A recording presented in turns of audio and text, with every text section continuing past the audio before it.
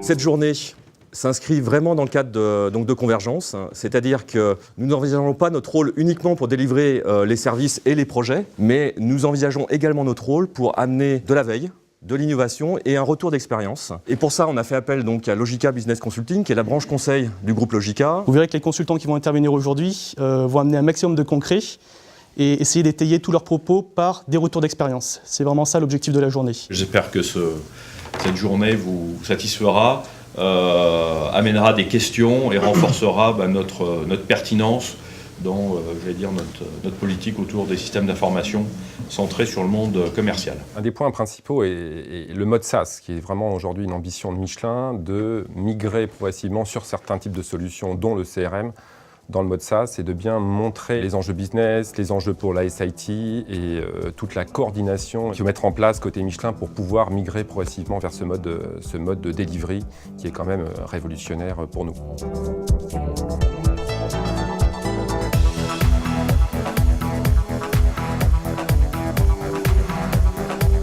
Le CRM, les initiales que vous connaissez, Customer Relationship Management, en français, gestion de la relation client. C'est d'abord la volonté d'une entreprise de se rapprocher de ses clients. Derrière cette stratégie, il y a un impact important sur l'organisation. Ce sont des processus qui sont définis.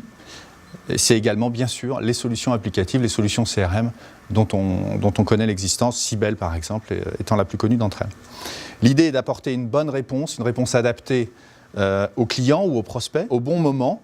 On n'a pas que le moment de la vente, on a aussi tout le moment d'accompagnement du client sur la durée. Et également le canal. Le canal est très important. Le point clé, effectivement, ici, là, c'est la stratégie de l'entreprise. Le CRM, pourquoi faire? Deux objectifs. Augmenter la croissance, augmenter les ventes, dans une logique où le client est vu comme un capital qui se cultive et qu'on va nourrir dans le cadre d'une politique de fidélisation. Augmenter la rentabilité, c'est également très important.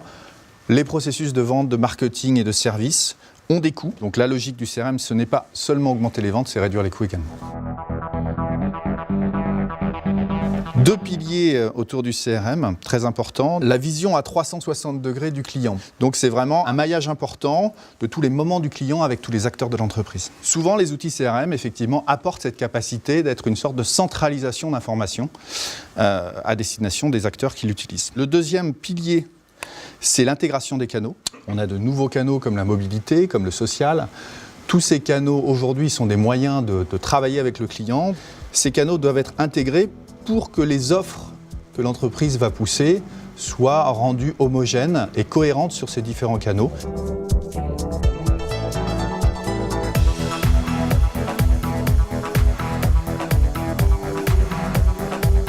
Le débat de notre point de vue sur cette journée, c'est bien le CRM et la mobilité. Ce n'est pas simplement la mobilité en tant que telle et en soi.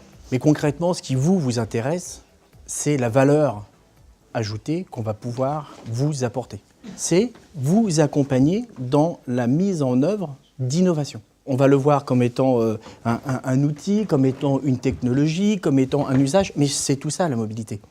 L'ensemble de ces approches verticales, ça correspond au customer engagement, en tout cas c'est comme ça que nous on le positionne, c'est-à-dire comment faire en sorte d'accompagner nos clients pour qu'ils vendent plus, pour qu'ils vendent mieux, pour que leur image soit meilleure auprès des clients, qu'on augmente la fidélité, c'est ça l'objectif. En fait, l'objectif, il est 100% business. Il ne faut pas se tromper.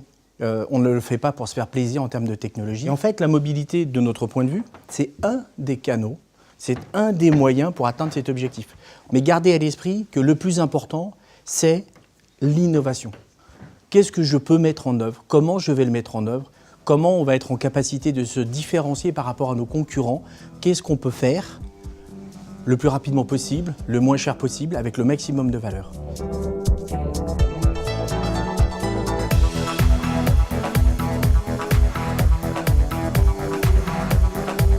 Le CRM peut être contributif à l'articulation R&D et le marketing, en partageant la connaissance client et en faisant profiter donc les phases amont de production, La marque, eh bien oui, le CRM favorise donc la proximité et l'intimité. Un programme d'investissement important, donc là il est fait mention d'un développement DSI. Le CRM, de par aujourd'hui les offres en agilité qu'il propose, peut être un très bon levier d'accélération.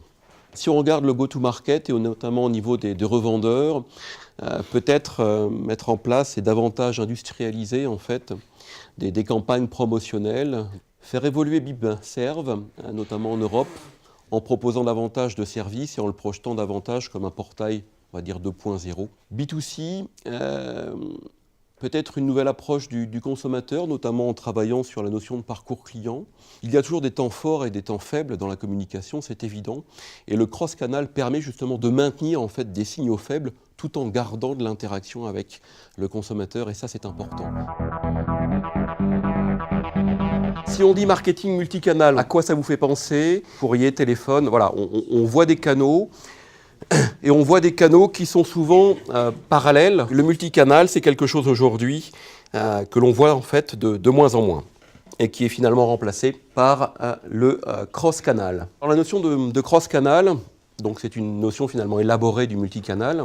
On a toujours bien entendu nos canaux, même si on a bien compris qu'il y en avait davantage, notamment les canaux numériques. On est toujours en silo, sauf que ces silos communiquent entre eux et que finalement ces canaux permettent en fait de suivre un parcours client qui va passer, on va dire, d'un message reçu sur son téléphone portable par SMS, peut-être à un site, peut-être à une application mobile, peut-être à un contact téléphonique, etc. etc. Donc l'apport réel de ce cross-canal, c'est bien en fait d'essayer de suivre le mieux possible ces parcours clients dans toute leur complexité, et notamment en essayant de tracer donc chacune de ces interactions.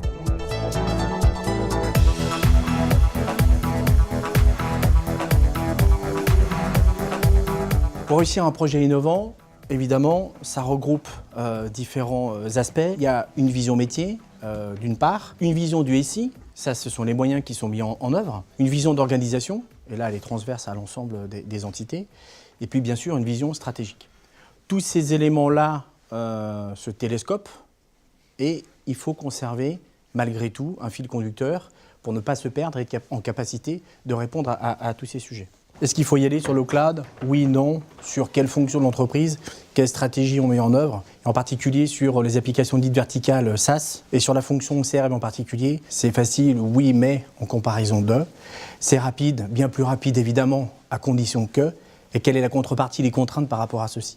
Donc c'est partager au moins cette vision globale pour qu'on sache finalement de quoi on parle.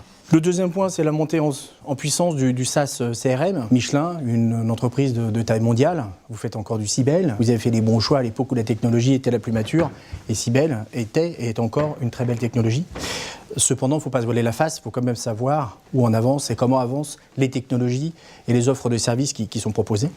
Les bénéfices du cloud, quelle promesse de valeur? Alors, est-ce qu'il y en a une? Sûrement, évidemment. Laquelle? Et puis surtout, qu'est-ce que ça implique pour que cette promesse de valeur initiale, elle s'y retrouve au final? Et là, ça implique beaucoup de choses. Et on peut faire beaucoup de choses en cloud. Beaucoup de choses. Je rappelle une chose parce que vraiment, c'est le plus important. Mutualisation. J'ai des outils agiles, faciles, rapides, sur lesquels je dois concilier à la fois la technologie immédiatement, le besoin immédiatement, et puis en plus, il faut prioriser pour rester sur des délais et des temps courts. Il faut qu'on apprenne à travailler ensemble autrement. Oui. C'est possible? Oui. C'est pas facile? Non.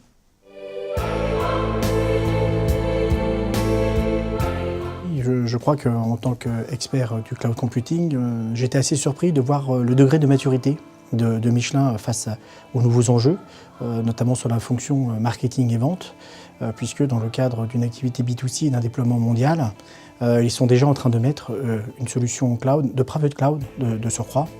Donc une entreprise industrielle et dynamique montre qu'elle sait aussi être déjà à la pointe de la technologie pour être capable de faire face aux défis futurs qu'elle a de toute façon à faire aujourd'hui. Et on sent que cette appétence n'est pas que technologique, mais elle répond d'abord et avant tout à des enjeux business. C'est un marché bouillonnant, il y a plein de choses qui se passent. Ça m'interpelle aussi vis-à-vis de nos roadmaps et du rythme d'exécution de nos roadmaps, parce qu'effectivement les choix que nous avons pu faire il y a 3 ans ne sont pas forcément ceux qu'on ferait aujourd'hui ni dans 6 mois. C'est aussi un trade-off dans lequel il faut absolument que notre business veuille bien s'inscrire parce que effectivement, prendre des solutions du marché impose de se focaliser sur l'essentiel, et c'est pas forcément ce qu'on fait de mieux ou de plus standard chez Michelin aujourd'hui.